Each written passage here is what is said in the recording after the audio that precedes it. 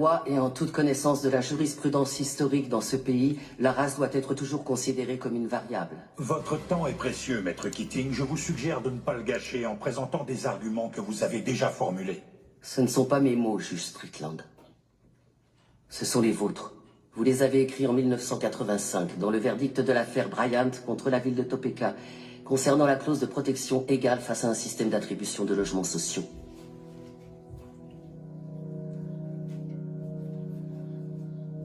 Le racisme fait partie de l'ADN des États-Unis d'Amérique. Et tant que nous fermerons les yeux sur la douleur de ceux qui souffrent de son oppression, nous ne pourrons jamais échapper à ses origines.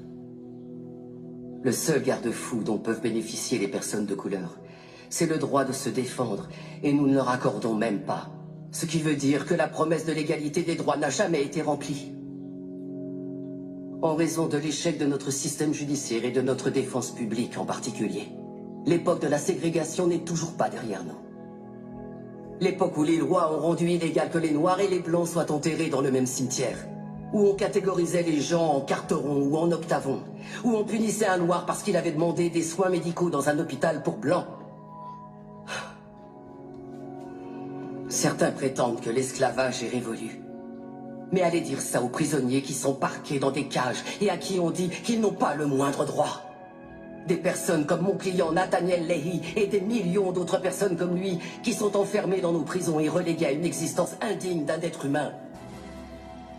Il n'y a aucune alternative à la justice dans cette affaire. Il n'y a pas d'autre option. Prendre une décision à l'encontre de mon plaignant, c'est choisir de remplir les poches des propriétaires de prisons, plutôt qu'offrir une défense digne de ce nom à tous ceux qui y sont enfermés.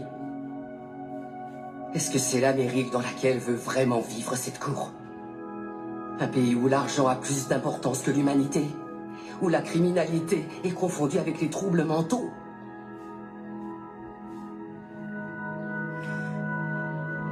Le 6e amendement a été ratifié en 1791. C'était maintenant il y a 226 ans. Je pense qu'il est donc temps de réellement garantir ces droits à tous nos citoyens.